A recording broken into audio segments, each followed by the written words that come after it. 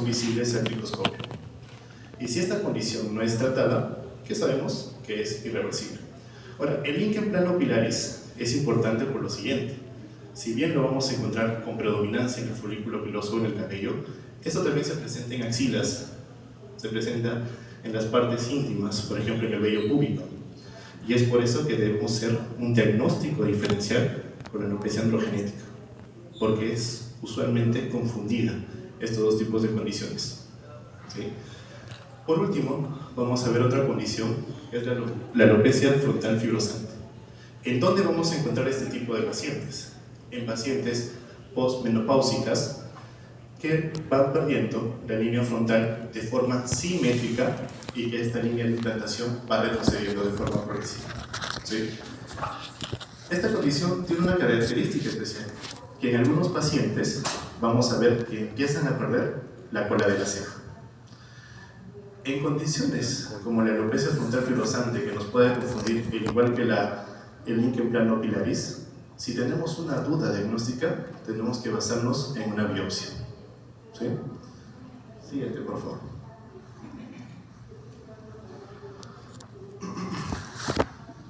Tenemos algunas causas principales de factores de riesgo sobre la alopecia. Vamos a entender que una alopecia no solo está basada por un factor, sino es multifactorial. Por ejemplo, tenemos en este caso la genética, los factores hormonales, también tenemos el ambiente, el envejecimiento, los nutricionales, los factores infecciosos o medicamentos. Si nosotros nos empezamos a ver todos estos factores, vamos a ver algo en común, que estos factores pueden entrelazarse y tener un punto en común sobre ciertas condiciones alopécicas. Por ejemplo, la alopecia androgenética tiene un factor genético, un factor hormonal, un factor ambiental y un factor de envejecimiento. ¿Correcto? Y vamos a ver así desglosar que las diferentes alopecias comparten algunos factores importantes. Siguiente, por favor. Y es aquí donde viene la importancia tal vez de esta presentación.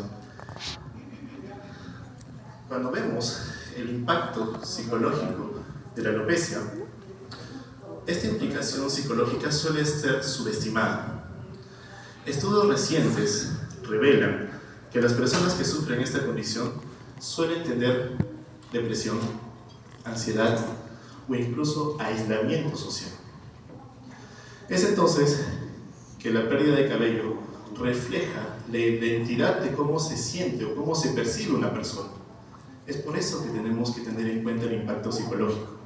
E incluso en artículos vemos que las mujeres con alopecia, la calidad de vida empieza a disminuir considerablemente. ¿Sí? Siguiente, por favor. ¿Cómo vamos a hacer el diagnóstico de una alopecia? La historia clínica es nuestra base fundamental.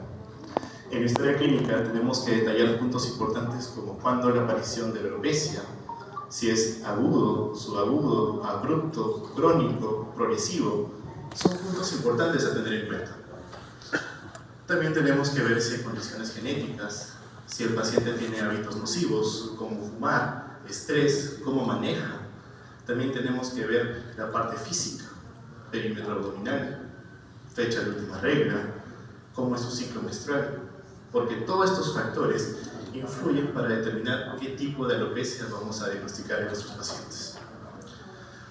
Vamos a ver aquí puntos importantes como los anticonceptivos, que varios de nosotros dejamos de lado.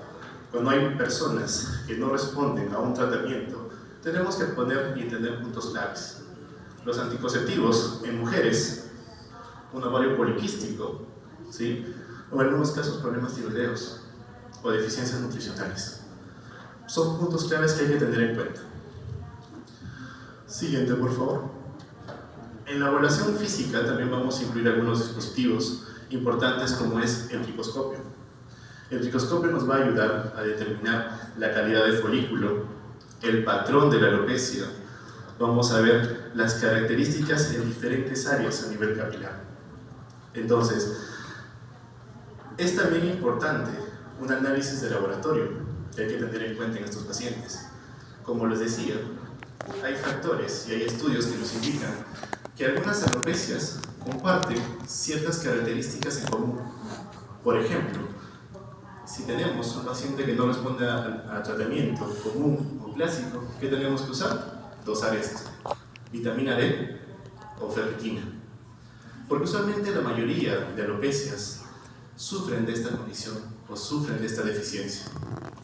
Y ojo, hay que tener también cuidado en el dosaje de la vitamina D, que sabemos que al ser una vitamina liposoluble puede haber una sobredosis de esta condición. ¿Sí? También tenemos que dosar las hormonas tiroideas. Vemos que la T3 y la T4 tienen un efecto importante en el ciclo capilar. Vamos a observar que la T3 y la T4 en un hiper o un hipotiroidismo va a aumentar la fase telógena de esta condición. ¿Y cómo se expresa? Una caída importante de cabello. ¿Sí? Siguiente, por favor.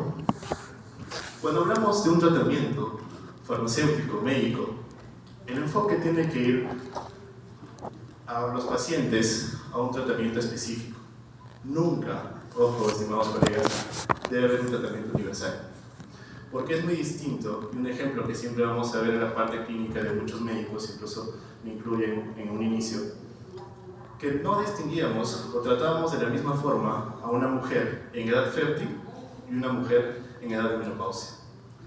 Hay que tener en cuenta que los medicamentos que vamos a brindar tienen que ser percibidas en el enfoque de que el paciente, ¿qué está buscando? ¿Busca quedar embarazada? ¿No busca quedar embarazada? A esto le podemos dar un medicamento que puede ser potencialmente teratogénico.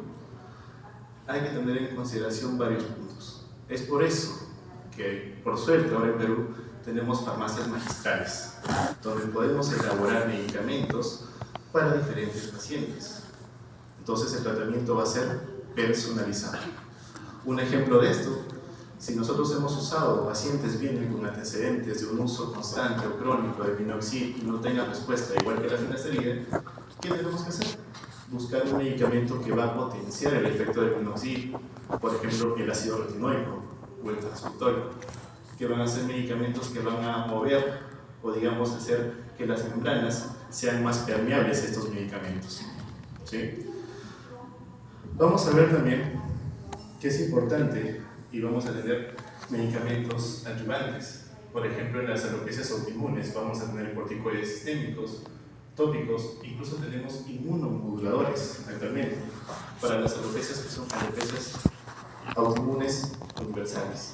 Recuerden que la alopecia areata es una condición que si la tratamos de la forma adecuada se puede localizar, pero si no se trata de la forma adecuada, esta se puede hacer difusa. ¿Sí? Siguiente, por favor. En los tratamientos no farmacológicos, pues tenemos condiciones, esto indican en aquellos pacientes que se rehúsan a usar un medicamento, que se rehúsan o que no pueden por su zona donante irse básicamente a un implante capilar, ¿no? En esto podemos encontrar, por ejemplo, lo que es el famoso tatuaje o la tricopigmentación capilar. Aquí tenemos un paciente importante que, si bien pudo resolver la parte de un implante capilar, la zona donante quedó con unas secuelas que conocemos como white dots. Entonces, ¿cómo hacemos si este paciente tiene la tendencia a tener un estilo de cabello más cortado? Pues le facilitamos la tricopigmentación. ¿Sí? Terapias adyuvantes también tenemos la luz LED de baja potencia, pero hay que entender que este efecto como monoterapia aún no está especificado, no está detallado, no tiene un respaldo. ¿Sí? Entonces siempre tenemos que ayudar a nuestros pacientes a tener un tratamiento integral, no solo como monoterapia. Siguiente, por favor. Vamos a ver acá, si bien en charlas adelante van a desdoblar todos los ámbitos que hemos visto, vamos a ver los hitos más importantes que han ocurrido en el implante capilar. Por ejemplo, en 1952, un médico japonés empezó el trasplante capilar con los famosos punch graft. Era básicamente un bisturí circular de gran diámetro y cortaba y sacaba 5 o 8 folículos. Entonces, esto no tenía mayor respaldo porque la parte estética no fue muy bien vista, por así decirlo. Y esta técnica fue evolucionando a pasar de los años. La primera técnica, digamos, estética importante fue a nivel de los 80, donde tenemos el desarrollo de la técnica FUS, o el foot, o la técnica de la tira, donde sacábamos un pedazo como si fuese un colgajo a par de la piel y hacíamos una sutura. Esta técnica fue evolucionando también, porque las primeras técnicas de la tira que observamos, los famosos pelos de muñeca, y estéticamente no era correcto. Al pasar los años también vemos que la tecnología se ha ido imponiendo. Vemos, por ejemplo, que ya se puso la técnica FUE, que es extracción de unidad folicular uno por uno, y a esto se adicionó la parte robótica, como el famoso ARTAS. Hoy en día vamos a encontrar que la tricología no es excepta a la parte de la inteligencia artificial. Vamos a ver que existen aparatos o dispositivos que se colocan a través de la cabeza, el cual nos va a dar la calidad del cabello, el grosor del cabello, la densidad del cabello y el patrón de alopecia que tiene el paciente. ¿Esto que nos va a dar? Una sugerencia de alopecia y una sugerencia de tratamiento. Incluso esta tecnología actualmente está siendo usada para poder determinar la zona donante, ver cuántos folículos podemos extraer de esta zona y la área que vamos a distribuirla, cómo sería la más adecuada, ¿no? Entonces hay que tener en cuenta eso.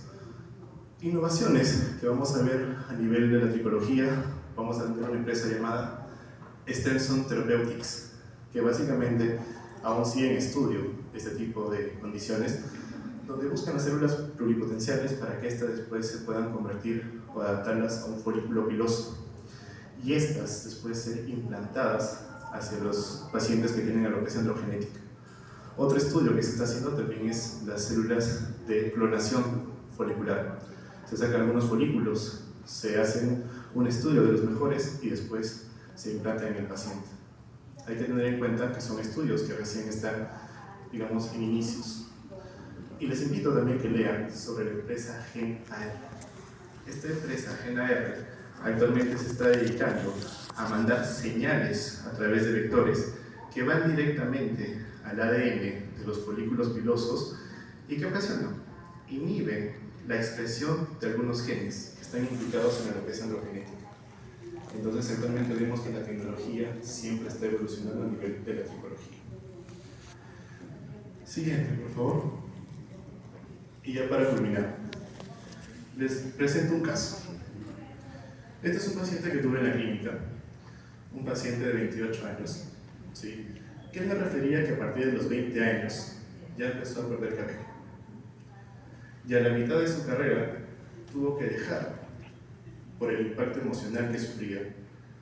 Tenía que usar gorros en la mañana, en la noche, y esto le afectaba bastante a nivel emocional.